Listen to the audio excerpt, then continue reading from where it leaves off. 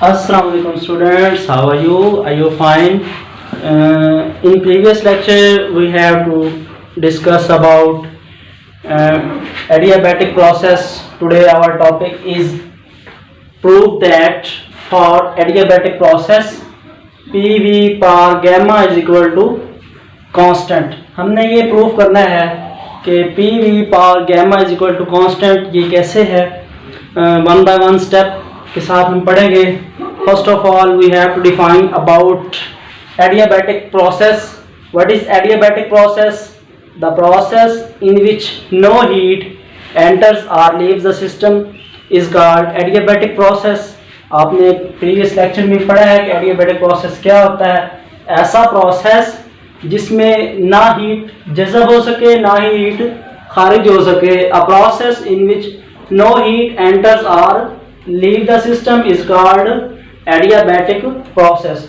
Now today we have to prove about for adiabatic process PV is equal to constant. To prove that, first we define about heat capacity at constant volume and heat capacity at constant pressure. Mean two factors we required, CV and CP. What is CV? Heat capacity at constant volume, and Cp is heat capacity at constant pressure. So first we define the amount of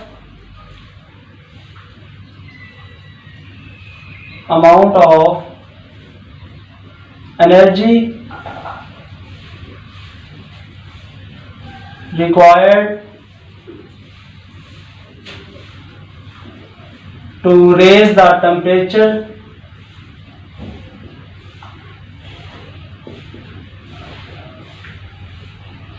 of 1 mole substance of 1 mole substance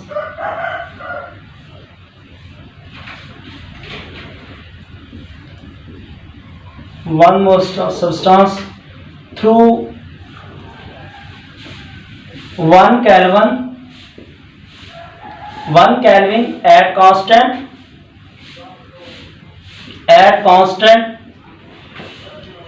volume is called molar specific heat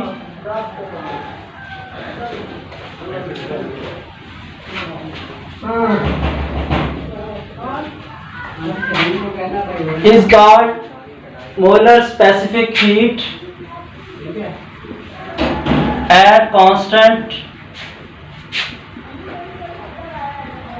volume. We denoted it denoted by CV. So we can write here dQV is equal to, so we can write here dQV is equal to CV and dt. This is equation number 1. Now we will discuss about Cp. What is Cp? Molar specific heat at constant pressure. We define here the amount of energy required to raise the temperature of 1 mole substance through 1 Kelvin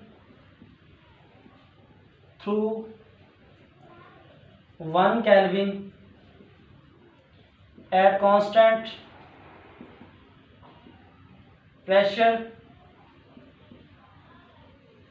is called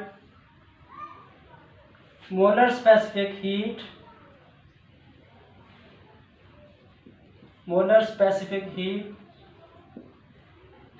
at constant pressure. we denote it denoted by Cp and Cp heat dQp is equal to Cp and dt. This is equation number 2. Now consider n moles of an ideal gas are enclosed in a cylinder. किसी cylinder में n number of moles हैं, वो close हैं, provided by the movable piston, जो कि एक movable piston से provide किया गया है.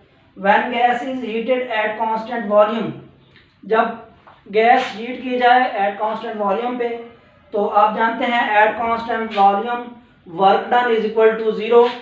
सो dW इज इक्वल टू 0. आपने प्रीवियस लेक्चर में पढ़ा था work done on ideal gas में कि work done on ideal gas at constant volume, work done on ideal gas at constant pressure, work done on ideal gas at constant temperature हमने निकाले थे. उसमें dW mean work done at constant volume is equal to 0 है. Using first law of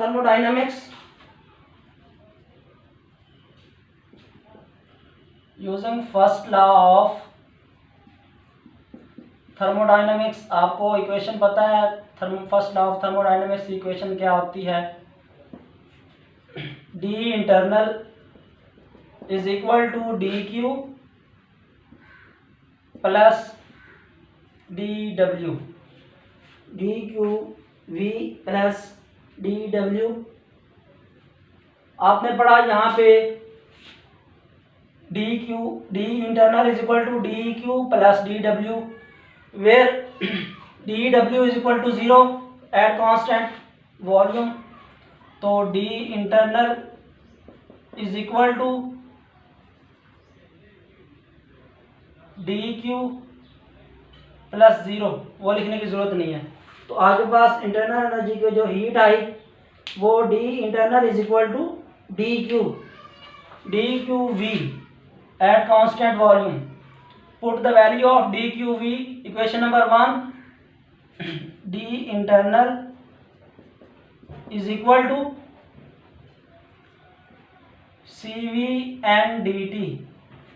check करते हैं, camera हमारा आपको यहाँ दिखा रहा है नहीं, यहाँ पे इसको थोड़ा सेट करते हैं.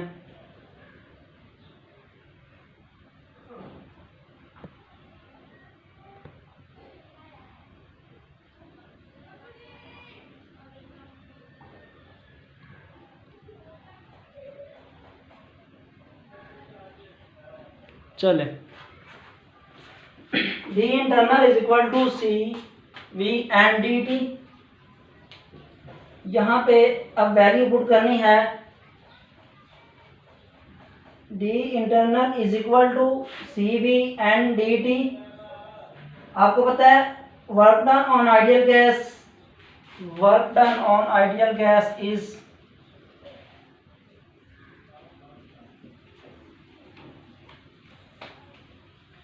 work done on ideal gas dW is equal to minus PdV.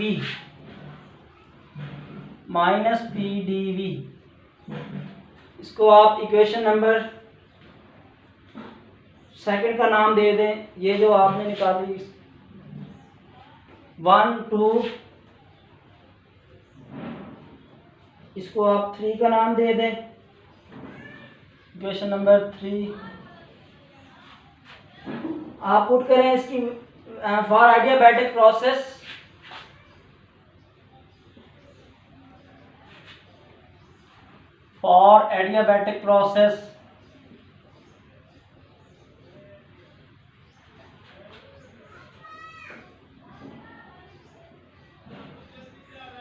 Adiabatic process के लिए आपने कल पढ़ा था कि क्या होता है. dQ हीट जो होती है ना ही सिस्टम में एंटर हो सकती है ना ही सिस्टम में लीव कर सकती है. तो dQ इज इक्वल टू क्या है?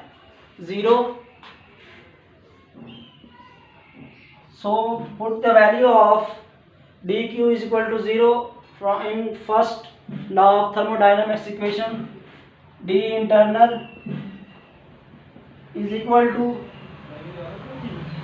D Q plus D W, D Q की वैल्यू क्या है 0, तो D internal is equal to D V, D W आपके पास है D internal is equal to D W.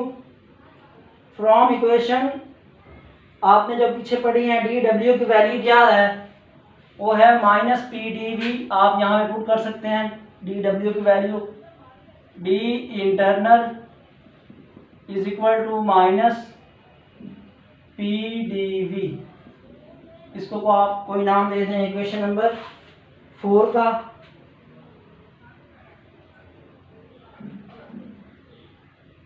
D internal की वैल्यू आपने पहले यहाँ निकाली है, वो क्या है, डी इंटरनल की ये वैल्यू है, D internal energy is equal to C V N D T, यहाँ पे पुट कर सकते हैं C V N D T is equal to minus P D V. इसको आप इक्वेशन नंबर 5 का नाम दे दें। फॉर आइडियल गैस आपको पता है from ideal gas equation P D V, from ideal gas equation,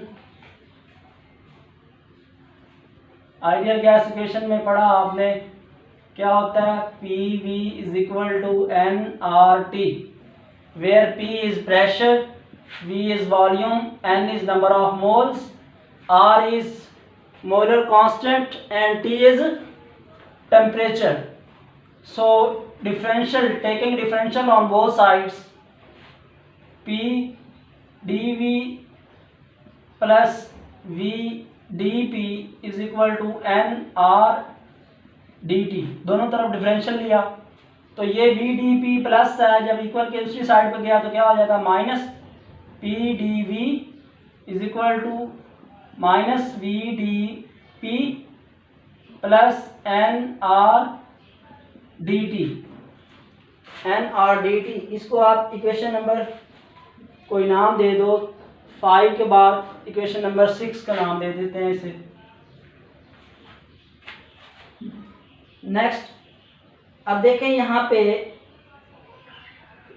P D V की value क्या थी, ये है वैल्यू पी डी वी की, यहाँ से पी डी वी की वैल्यू लिखें तो ये आता है minus C V N D T, because negative sign is here, minus V D T plus N R T. V D P को इस साइड पे लेके आते हैं और minus C V N D T दूसरी साइड पे जाएगा तो क्या हो जाएगा, ये प्लस हो जाएगा। Interchanging values, V D P is equal to C V N D T plus N R D T. यहाँ से कॉमन क्या आता है, एक तो एन आता है और दूसरा डी टी आता है, तो V D P is equal to C V plus R into N D T. इसको आप इक्वेशन नंबर 7 का नाम दे देते हैं। अच्छा अब डिवाइड करना है आपने, दो इक्वेशंस को डिवाइड करना है। अगर ये नेगेटिव साइन जो है इसके साथ लगाएं तो P D V is equal to minus C V N D T, और 7 में क्या है V D P is equal to C V plus R, but उससे पहले क्या है सी वी प्लस आर, इसको हमने रिमूव करना है, इसको हमने शॉर्ट फॉर्म में लिखना है।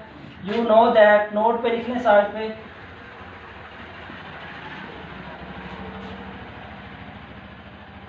नोट में ये लिख लें कि specific heat at constant pressure minus molar specific heat at constant volume is equal to R. यहाँ से अगर आपने सी पी निकालना है तो ये माइनस है तो उधर जाकर क्या हो जाएगा C V plus R. We can put here the value of C V plus R is C P in equation number 7, V D P is equal to C P N D T. इसको आप equation number 7 इसको देते हैं क्योंकि solve करके हमारे पास ये आई है। तो हम डिवाइड करेंगे equation number 5 and 6, dividing equation number 5 and 6.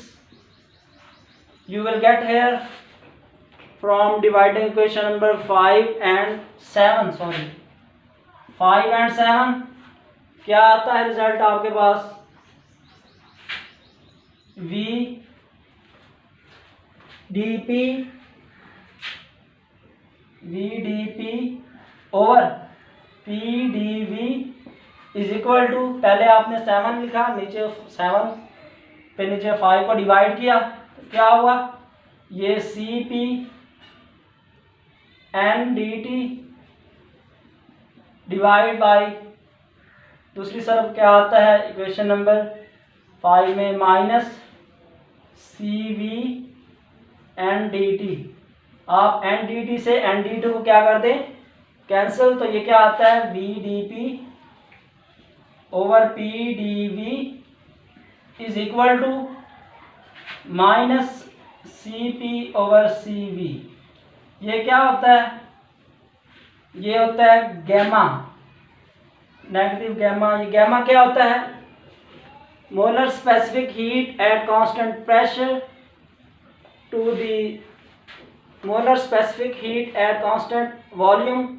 Ratio होती है the ratio of molar specific heat at constant pressure to the molar specific heat at constant volume.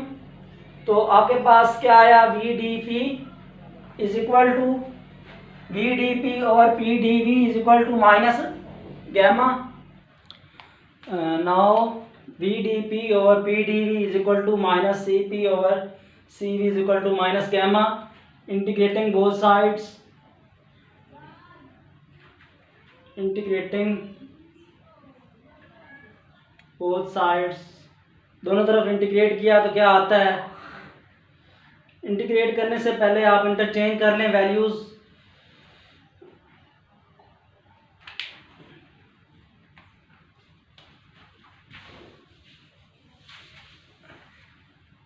Change करेंगे तो क्या आएगा? V dP is equal to, interchanging cross multiplication से आएगी, minus gamma into P dV। क्या करेंगे? dP के नीचे प्रेशर डिवाइड करेंगे, वॉल्यूम के नीचे वॉल्यूम। तो ये क्या होगा? dP over P is equal to minus gamma into dV over V। Integrating both sides, दोनों तरफ आप इंटीग्रेट करें तो क्या आता है आपके पास? Integrating PI to PF, initial pressure to final pressure is equal to dP over P is equal to minus gamma into integrating VI to VF dV over V। अब क्या कहते हैं इसको? आपको पता है dP और P, मैथ स्टूडेंट्स, ये क्या आता है? Natural log of P limits from PI to PF is equal to minus gamma natural log of VI to VF। Applying limits, upper limit minus lower limit, natural log of PF minus PI is equal to minus gamma is equal to minus gamma natural log of VF minus VI। Putting upper limits minus lower limit. Log की property है natural log of PF over PI। जब दो चीज़ें आपस में subtract हो रही हैं तो क्या हो जाएंगी? डिवाइड हो जाएंगी। Minus gamma is equal to natural log of VF over VI। ये गैमा जो है इसको आप स्टार्ट में ले आते हैं। नेचुरल लॉग की ये भी प्रॉपर्टी है कि पावर जो होती है वो शुरू में आ जाती है, लेकिन यहाँ पे क्या है? गैमा स्टार्ट में है, इसको पावर में ले जाते हैं तो क्या आएगा? Natural log of PF over PI is equal to natural log of VF over VI power minus gamma. क्या करते हैं इसको, यहाँ से देखें,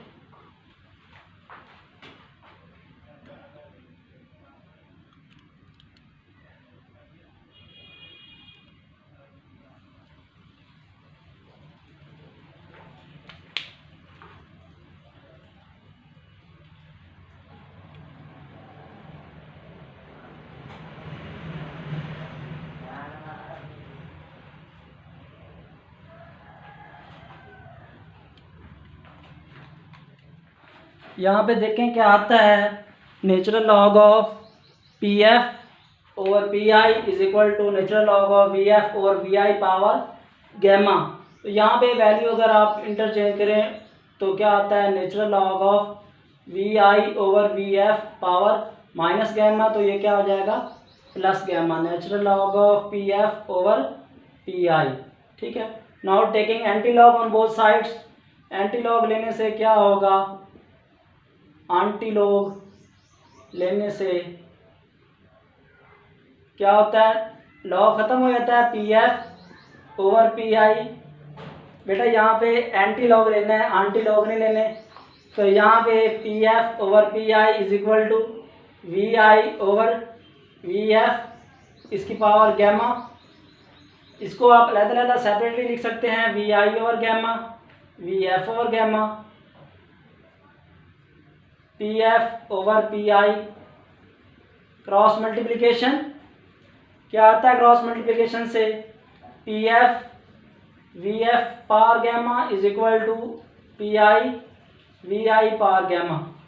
तो यहाँ पे P F V F power gamma is equal to P I V I power gamma. इसको आप ऐसे लिख सकते हैं, P V gamma is equal to constant. तो यही हमने प्रूव करना था, वो देखें, P V power gamma is equal to constant. This is our topic end. Thank you very much.